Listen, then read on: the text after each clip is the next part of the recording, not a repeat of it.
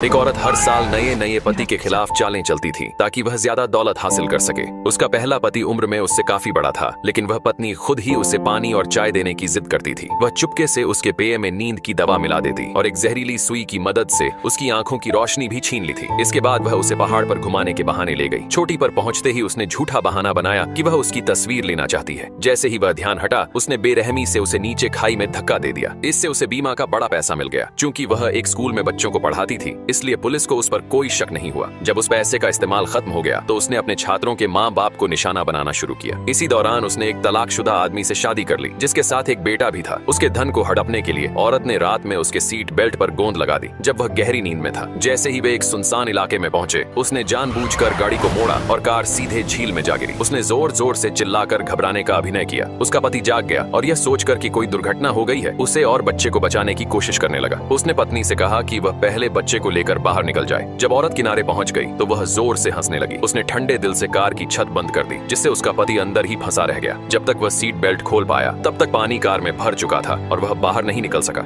आखिर में वह वहीं डूब गया। उसके अंतिम संस्कार के दिन औरत बिना समय गंवाए दूसरे पुरुषों पर मुस्कुराने लगी। ये नजारा उसकी सास ने देख लिया। उन्हें तुरंत शक हो गया कि उसके बेटे की मौत के पीछे जरूर उसकी बहू का हाथ है। उन्होंने गुस्से में आकर बहू से सामना किया, लेकिन वह चुपचाप मासूम बनने का नाटक करती रही। कुछ ही समय बाद औरत ने अपनी सास पर केस कर दिया और सौतेले बेटे की कस्टडी मांगने लगी। बेटे की मौत से टूटी हुई वह बुजुर्ग महिला अब अपने पोते को भी खोने वाली थी। कोर्ट में वह अपना गुस्सा नहीं रोक सकी और खूब चीखी चिल्लाई, लेकिन औरत लगातार मासूम बनने का ढोंग करती रही। उसे लगा इससे वह अदालत में जीत जाएगी, लेकिन न्यायाधीश ग्वांगना को कुछ गड़बड़ महसूस हुआ। उन्होंने औरत का नाम एक शीशे में लिखा और उस नाम के साथ ही उसके सारे गुनाह सामने आ गए। असल में ग्वांगना कोई आम जज नहीं थी, वह नर्क से आई एक दैवीय न्यायाधीश थी, जो पापियों को उनके कर्मों का फल देने के लिए इस धरती पर भेजी गई थी। उसी रात ग्वांगना ने औरत को कॉल किया और बताया कि उसने उसके सभी जुर्मों के सबूत इकट्ठा कर लिए हैं और उसे उसी झील के पास बुलाया जहां उसने अपने पति की हत्या की थी। डर के मारे वह झील पर पहुंची, लेकिन वहां उसने जो देखा उससे उसका खून जम गया। झील के बीचों बीच से उसका मरा हुआ पति अपनी कार समेत उसकी ओर आता दिखाई दिया।